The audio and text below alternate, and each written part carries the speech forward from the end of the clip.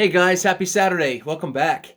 Looking forward to a wonderful weekend, along with a fantastic new song and band to cover this week. We're going to talk about Judas Priest, the original British Steel. I credit Judas Priest primarily for modern heavy metal. In their earliest days, they were very much a Led Zeppelin ripoff band in dress and appearance, style. But they had some other things, some other elements about them that eventually molded them into this, iconic heavy metal juggernaut band that they would become. But it's really interesting because I've talked about Black Sabbath before and how they had riffs that would rival thrash bands decades later. Um, they are often credited as being the first heavy metal band, but I think they just inspired heavy metal bands. That's how I view it. Black Sabbath was never heavy metal. Judas Priest was. And that's where the inspiration came from, and it became what it is. So, yeah, in the early days, the very first album, Rock'n'Rolla, they were probably more of a straightforward rock band, a little bit of progressive rock in there. And then their second album, Sad Wings of Destiny, really kind of cooked it up. And Rob Halford's vocals really came into be what they are today. He is a phenomenal frontman, one of the best that's ever done the job. In his voice, there's certain parts of his voice that have gotten better with age. I've seen them 3 or 4 times, Judas Priest, and yeah, he can't do the head voice as often or as strong or as powerful or as dynamic as he used to, but he can still hit some pretty nasty notes.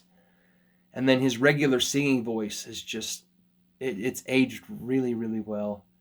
So anyway, another amazing thing that Judas Priest always implemented was the dual guitar attack. Like Iron Maiden, they had two really good guitar players, and so they really kind of focused on harmonized lines, trading off solos back and forth.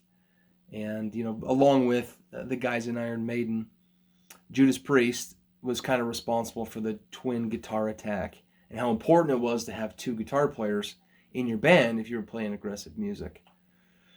So KK Downing was the kind of not the original guitar player, but really the first credited guitar player. And after a little while, we got Glenn Tipton, and those guys just wrote some incredible riffs.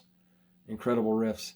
My experience with Judas Priest was a little bit based on the radio. You'd hear Breaking the Law and Living After Midnight on the radio.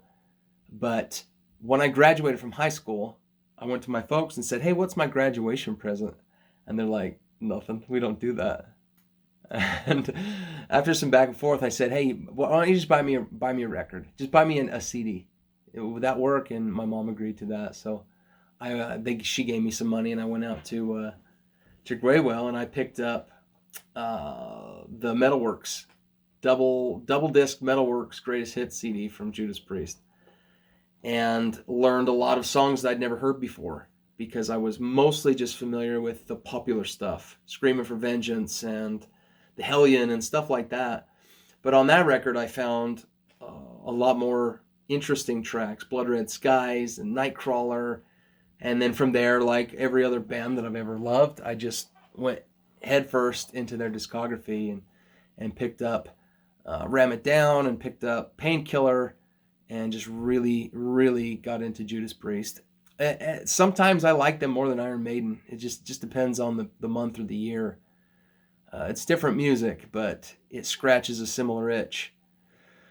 I think that Judas Priest inspired more of the thrash movement we saw in the United States, where Iron Maiden is probably more responsible for the power metal movement. That's not to say thrash bands didn't love Iron Maiden, but I've heard Kerry King from Slayer talk I don't know how many times about how Judas Priest was it for him. And I think that reflects in a lot of their early music. But anyway.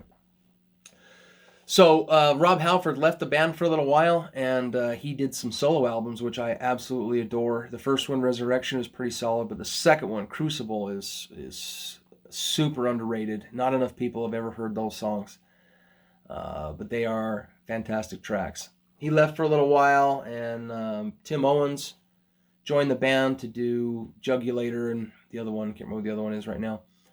Eventually, Rob Halford came back, and they released some of their best work in the last few years, even.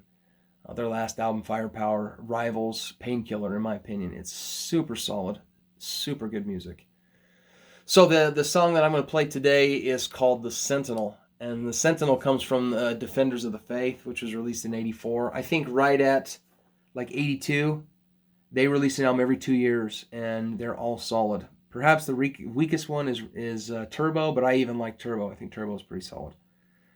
But The Sentinel is one of my favorite songs, and Rob Halford's vocals on it are just, they're mind-melting.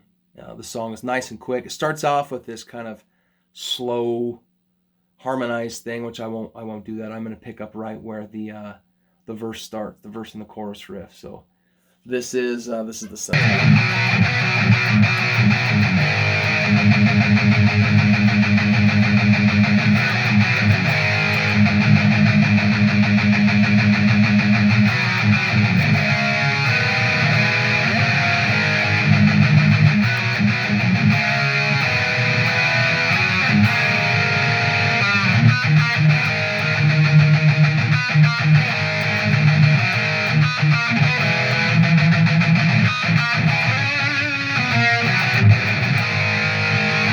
It's a cooker of a song with an incredible vocal performance.